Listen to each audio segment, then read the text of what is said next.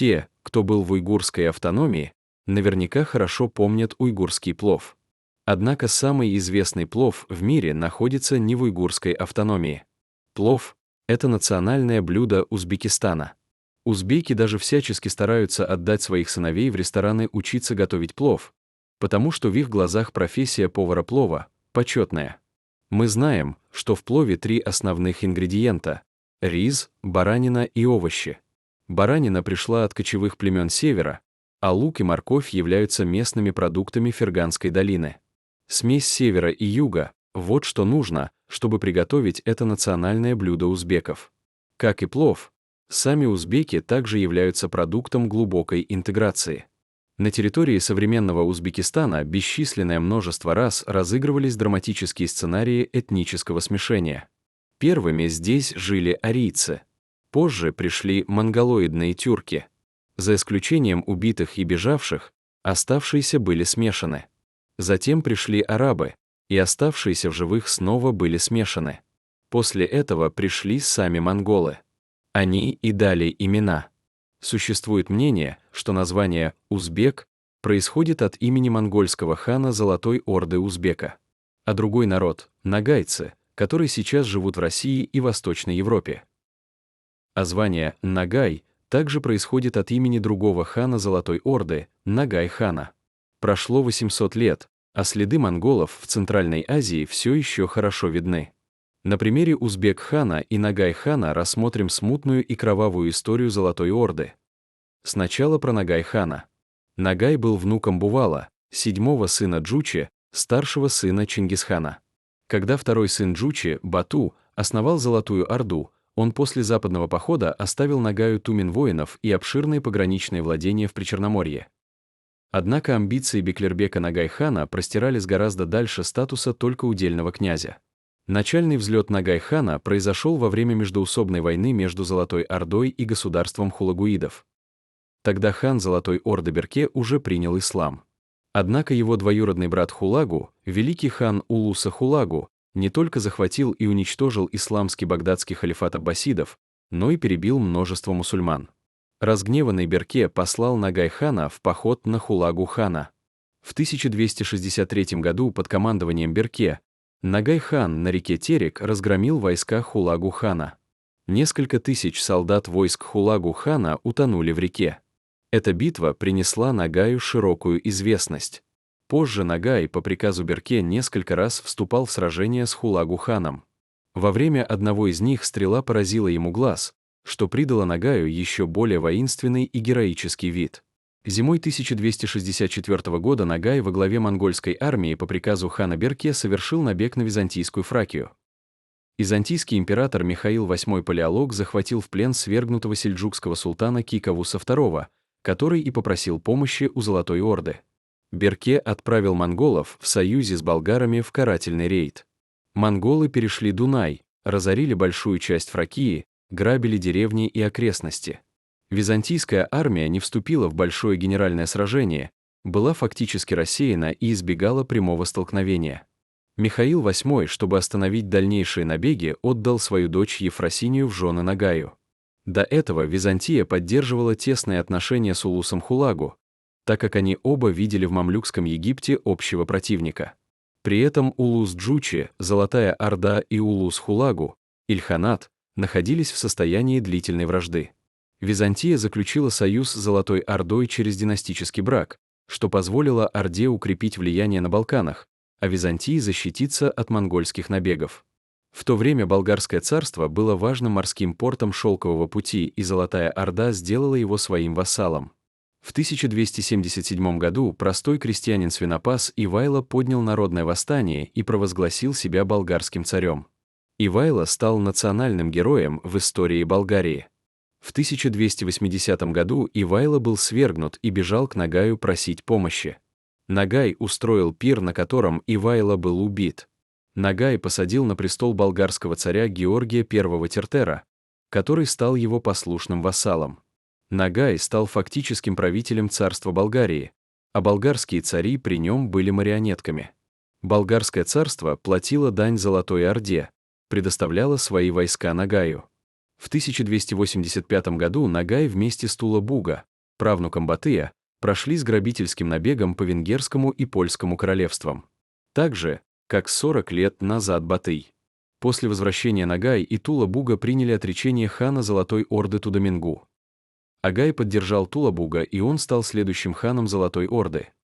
Сам Нагай был чингизидом боковой ветви, его прабабушка была наложницей, и он не мог стать легитимным ханом Золотой Орды, поэтому правил иначе, ставил ханов-марионеток вместо себя.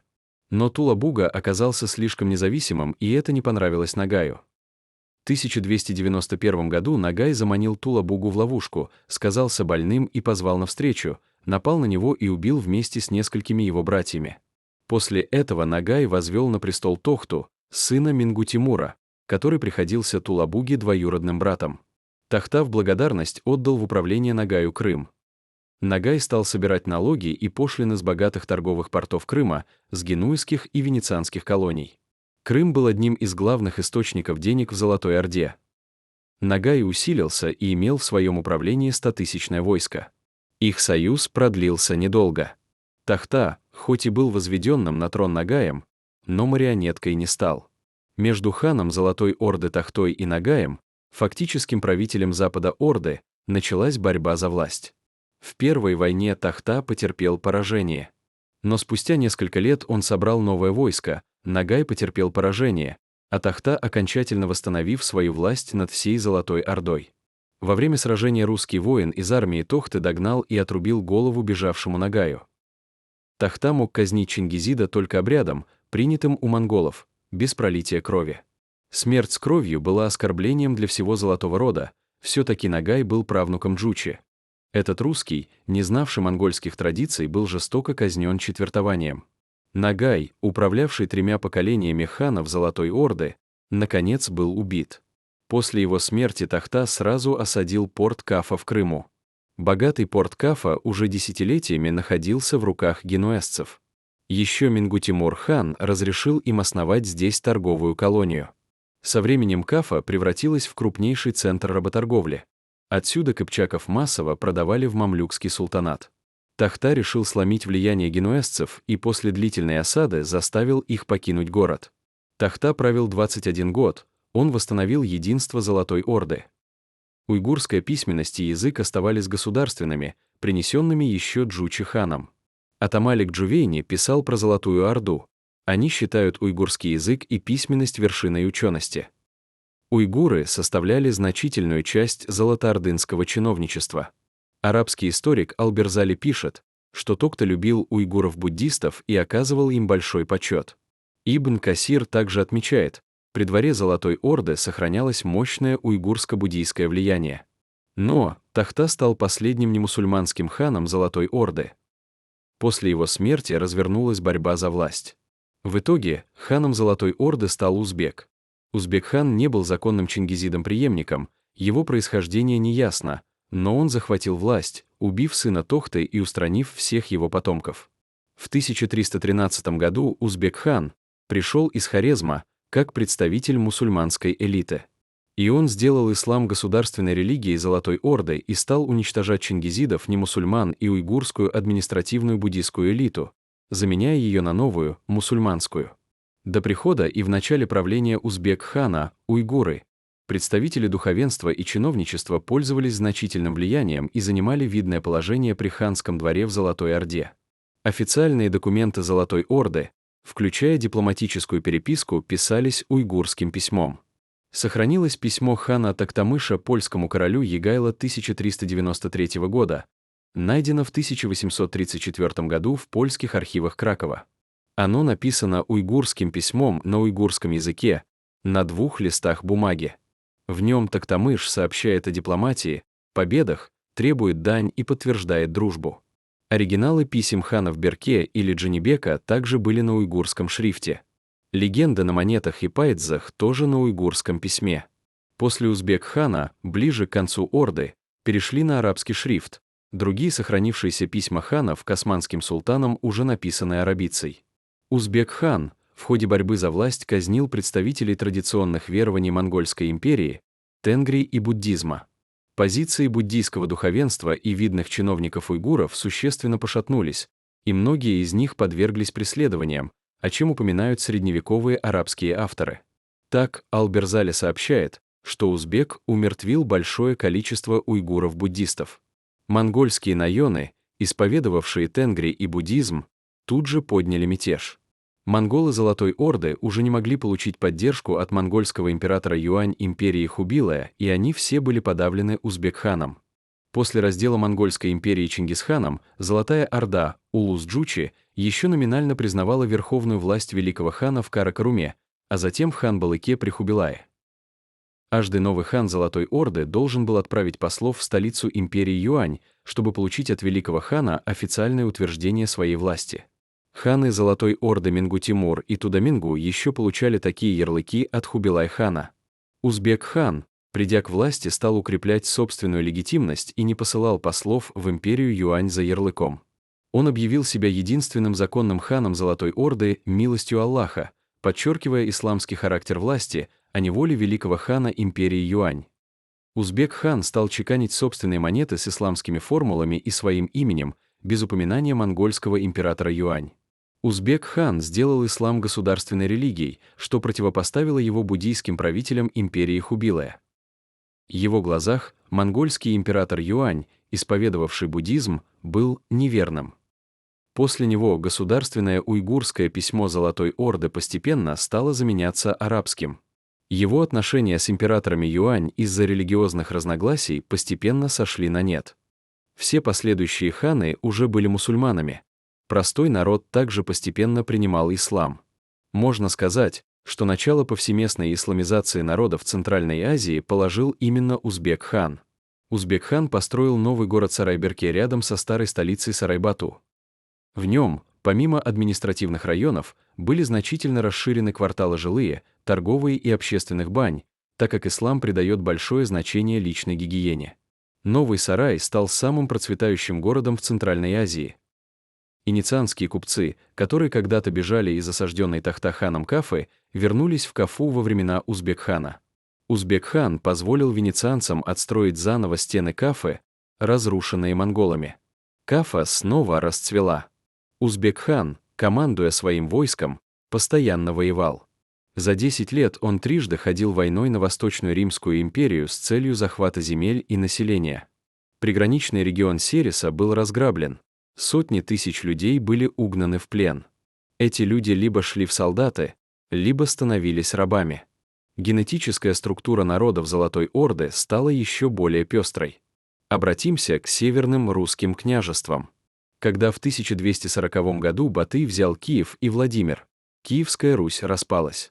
В междоусобных русских войнах Московское княжество одерживало все больше побед, расширяя свои территории.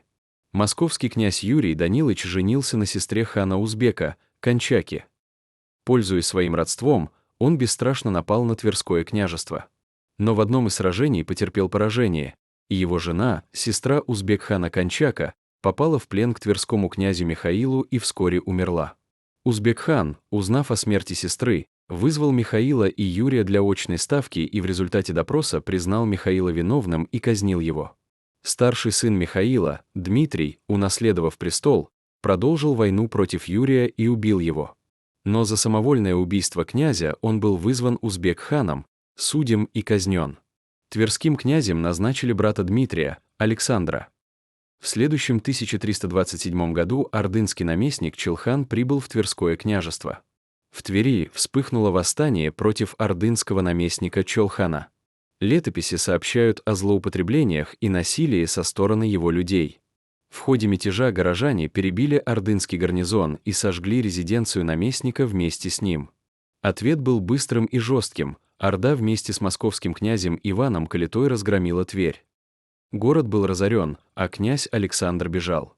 Через несколько лет его все равно нашли и казнили в Орде. С этого начался упадок Тверского княжества, которое в итоге было поглощено московским. Оставшись без конкурентов, московский князь также получил титул великого князя Владимирского. А Московское княжество стало возвышаться. Так как многими управленцами и бюрократами Золотой Орды были уйгуры, они передали свой опыт управления не только Золотой Орде, но и его вассалу, Древней Руси. Многие русские документы того времени несут на себе знаки сложной формы, получившие название дьяческих монограмм. Они идентифицированы как записи на уйгурском языке уйгурским письмом. При дворе великого князя Московского служили чиновники-уйгуры, что очень важно для истории русского документа, поскольку документы, скрепленные уйгурским письмом, невозможно было подделать. Появление уйгурских надписей на русских документах также связано с упадком делопроизводства в Золотой Орде и когда кадры уйгуров Битикчи стали переселяться на территорию Московского княжества из-за исламизации Золотой Орды при Узбек-хане. Например, в подлиннике жалованной грамоты великого князя Московского Василия II 1435 года написана резолюция уйгурским письмом следующего содержания: «Булай-ун-Курдук» в таком виде одобрили. Или духовная грамота 1453 года княгини Софьи, на которой по-уйгурски уйгурским письмом обозначена дата Алтмыжда Нубаря Икида, что означает «в 60-й год 2 ноября». А также уйгурская надпись на духовной митрополита Иокинфа Алтмыш Етыда Янбаринан он Етыда, то есть в 67 год 17 января. Важно то, что и в 15 столетии на Руси были писцы, использующие уйгурское письмо даже после освобождения от Орды. История Золотой Орды после смерти Узбек-хана в основном сводится к борьбе за власть. Междоусобная война между двоюродными братьями были бесчисленны и кровавы. 18 ханов сменяли друг друга, правили не более 2 лет каждый. Тохтамыш считался одним из наиболее вероятных кандидатов на роль восстановителя страны, но в результате именно при нем Золотая Орда стремительно покатилась вниз. Тохтамыш дважды сражался с Тамерланом, и оба раза Тохтамыш потерпел поражение. В первый раз на реке Волге. Второе сражение произошло на Кавказе, на реке Терек. Тохтамыш был вынужден бежать в Сибирь, где в районе Тюмени был покончен Едигеем. В итоге начался распад Золотой Орды. Мораль. Когда Чингисхан выделил Джучи отдельный улус и направил уйгурских грамотеев построить государство, он знал, что нарушение законов Ясы и без уйгурских чиновников монголы не смогут построить государство. Золотая Орда предала веру предков и в результате бесследно исчезла, не оставив ни городов, ни своей письменности.